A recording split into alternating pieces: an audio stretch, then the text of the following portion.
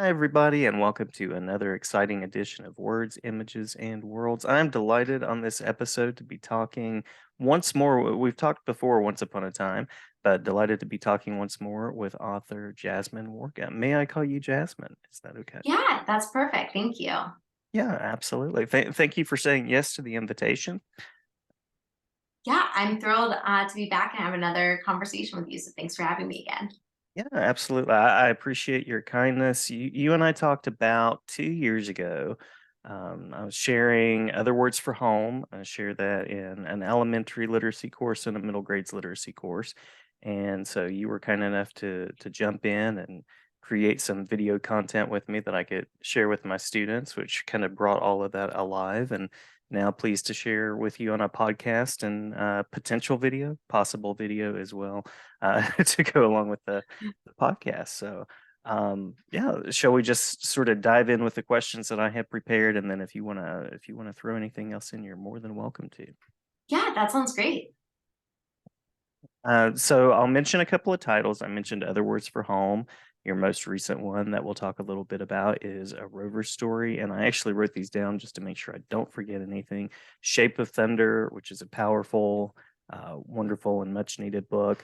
My Heart and Other Black Holes. Here We Are Now. So lots of books for folks to check out there that might be interested in your work, and I absolutely recommend it. So first question is officially on the list: what is it about writing and sort of crafting in this world of literacy that enlivens you?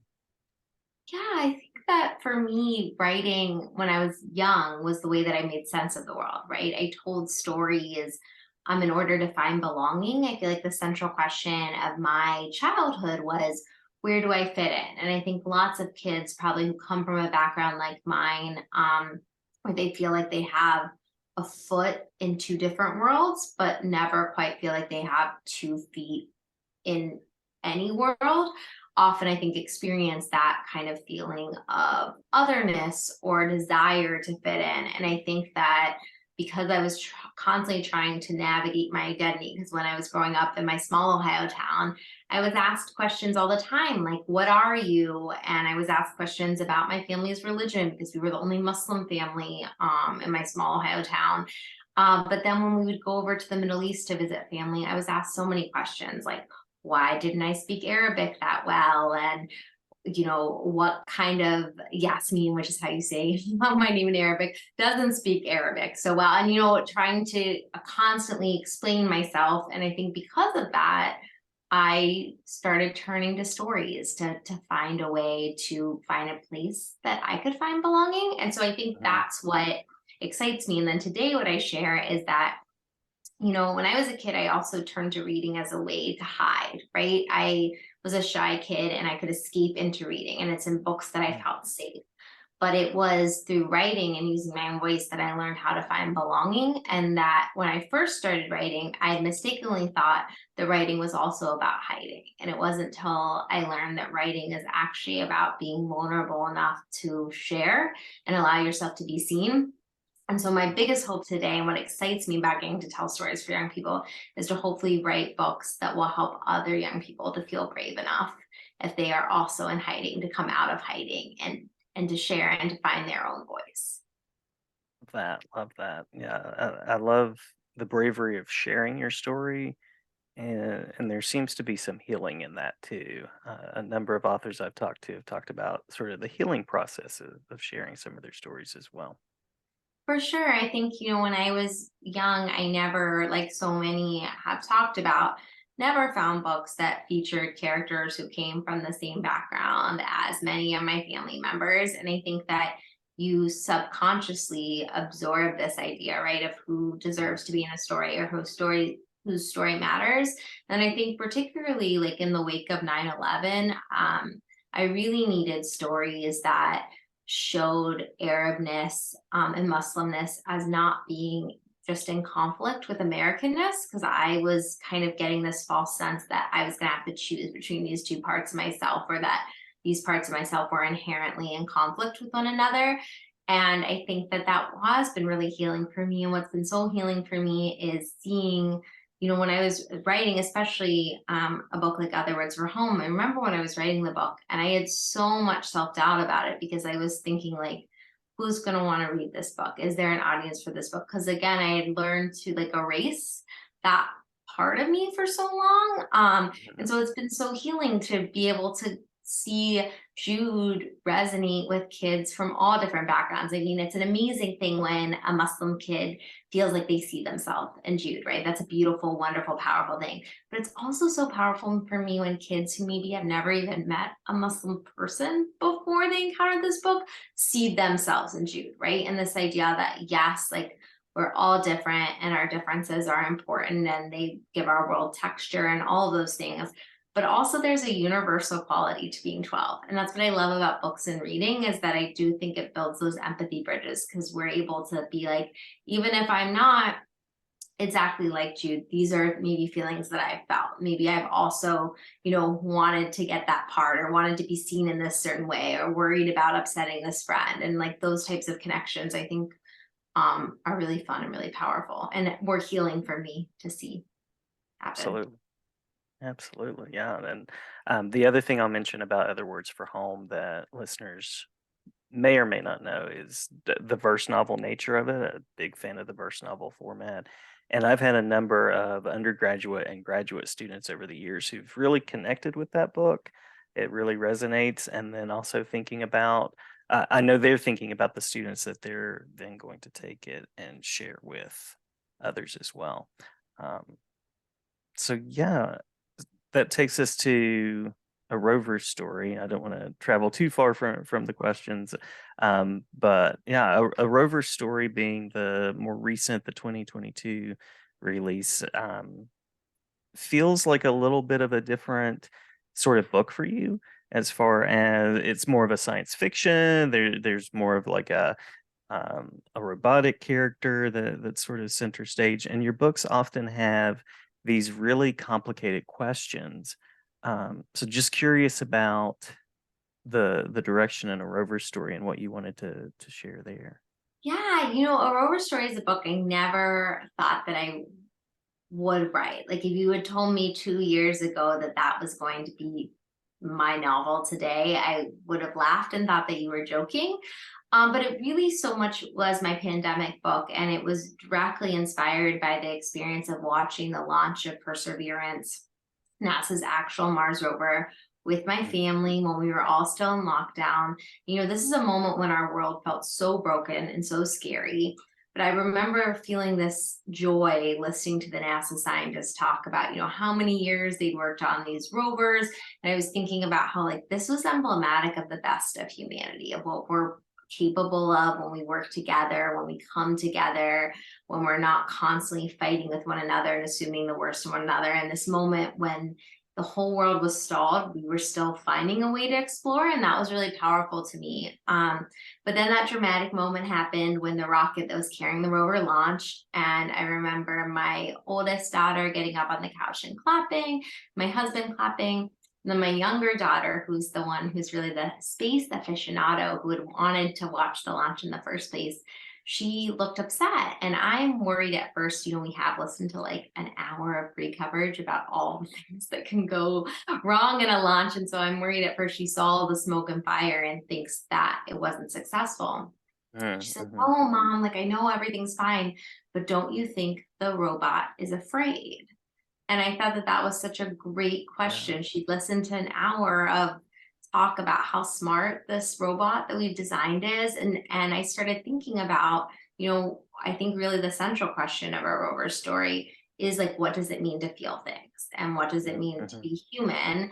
And explores that idea of where's the line right between artificial intelligence and emotional intelligence. And little did I know that the book was going to be entering the world at this time when we're exploding with questions about AI. But I was wondering about those things. And then I also think, though, that my daughter's question is what cracked open the possibility of this story for me, because to me, well, it is so different from other books I've written.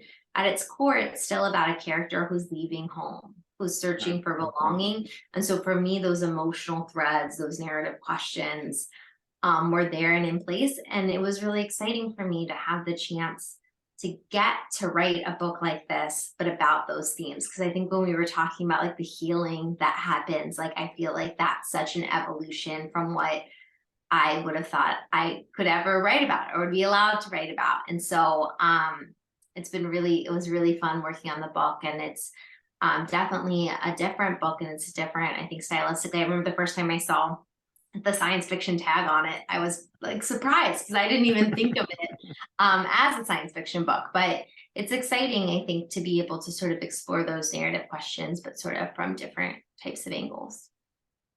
Well, and I also love it when authors are sort of tagged in those variety of genres. And so I love the way you sort of explored some new territory there, but there are those links and threads that go with your work so nicely as well. And so often, an animal or a robotic character, it almost is like this safer, more inviting way to talk about some of those big questions. So, very Yeah. enjoyable book and very timely with AI, as you mentioned. Yeah, no, it's really fun. And it's my first book that like I feel like cuts across lots of different types of readers. And so that's been so fun at school visits that I feel like it maybe sucks in some readers who would have been more hesitant to try one of my other books. Mm. Because, and also when I was 10, I loved R2D2. R2D2, you're wearing the Star Wars t-shirt right now, Oh, was yes, my yeah. yeah, absolute favorite character. And I think that when I look back, part of that is that, R2D2 clearly has a lot to say, but we never quite hear it or Mm. understand it. And I think I related to that as a kid, right? I felt like I had all these feelings and ideas, but I didn't quite feel like anyone was hearing me. And so I feel like I channeled that, got to sort of write a book from sort of an R2D2 like perspective, which is sort of a dream for middle school me. See, I knew there was a reason I wore the Star Wars shirt today. I knew there was a connection. Yeah. Yeah. So we talked about joy, we talked about healing, we've talked about difficult questions, some of those heavy emotional questions that sometimes readers ask. We've talked about travels from one place to another and kind of finding who you are. Um, I don't know if we've already answered the next question, which was about what you hope readers take away, but anything that we've missed in all of those threads that are, so far as I know it, so far the work of Jasmine Morga. Yeah, I think it's just underscoring that idea that I hope kids, when they read my books, first and foremost, feel like they aren't alone, right? That someone sees them. I think that when you're a kid and you're going through something that's emotionally difficult, it's hard for you to understand the span of time. Like, I remember being so upset when I was, I think, 13, and my mom saying something to me like, I know this seems like your whole world, but I promise it's not. I remember being so mad because I was like, this is my whole world.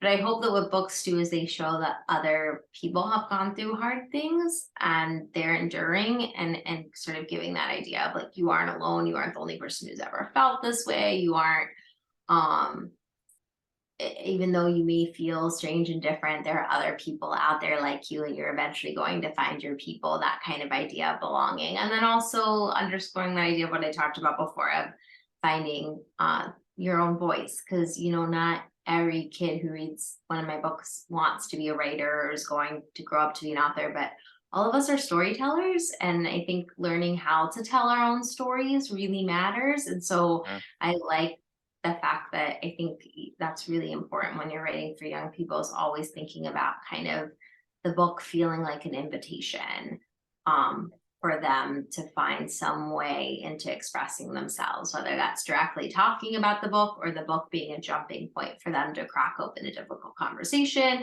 or for them to share a poem or whatever it is, that the book feels like an invitation in some way to them. Absolutely, absolutely. Yeah. So much powerful there that you've said. Um, so I imagine you're a very busy person. I imagine you have lots on the table upcoming. You also have a family. Um, are there events, are there titles, are there projects that are not NDA territory that you'd like to share about before we wrap up the Yeah. conversation? Yeah. Yeah, well, for anyone who's going to be at ALA, I'll be at ALA this summer because it's in Chicago where I live. That's the American Library Association. And I think I'm also going to be at NCT this fall, which is the National Council of Teachers of English, I think, conference in You are Columbus. correct. Hmm. Um, but in terms of projects, I actually have begun the process of revising with my editor what is going to be my new book, which is going to be out next fall. And it is in such early stages, we don't yet have a title, but I can say that I feel confident talking a little bit more about it now that I know it's actually going to be a book. And I can say it's my first mystery. So it's a middle grade book. And it is a mystery. And it is a book about what does it mean to be seen, right? And so it's a ghost story, art theft mystery, but sort of has those ideas about loneliness and belonging and what it can mean when somebody really sees you. Fantastic, fantastic. So you continue to explore new genres. Love that. Yeah. Yeah. And I continue to love the message that you share of people not being alone, and this idea that, as one of my friends says, she has this hanging in her office. You can do hard things, and seeing representations in books and seeing stories in books is a powerful reminder that there are people that have also gone through a variety of challenges and situations. So, uh, always appreciate your work. Always appreciate the voice that you bring to the page, and highly encourage teachers to check out your work and take it to classrooms to share with young readers. Thank you so much. Yeah, my pleasure.